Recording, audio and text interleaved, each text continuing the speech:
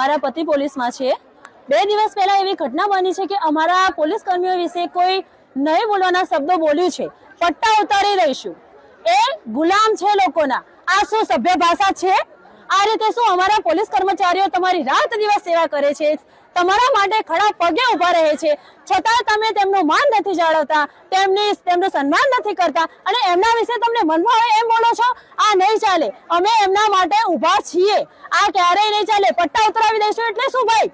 કેમ એમને પટ્ટા મળે છે? એમને ગિફ્ટમાં મળે છે? પોતાની મહેનતથી, પોતાની લગનથી, પોતાની જાતે મેળવ્યા છે।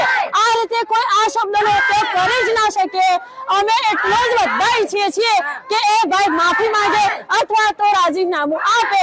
અમે શાંતિથી નહીં બેસીએ।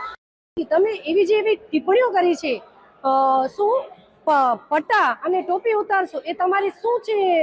એટલે તમે કયા સર્ટિફિકેટના આધીન કહી શકો છો કે તમે ઉતારી દેશો? રાતના પણ અમને જ્યારે જરૂર પડે છે ત્યારે કામ અમને પોલીસ જ લાગે છે, બરોબર?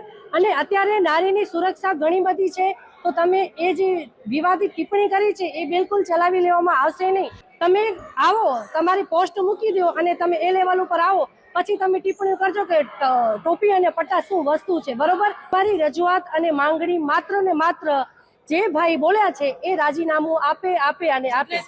રાજીનામું આપે, બસ અમારો એક જ ધ્યેય છે। પોલીસની નોકરી કોઈના ઠેકાથી નથી મળતી। આ પોલીસના પટ્ટા અને પોલીસની ટોપી એક સંવિધાનથી મળે છે। મારા પરિવારમાંથી કોઈ પોલીસમાં નથી, પણ મારા ઘણા બધા મિત્રો પોલીસમાં છે।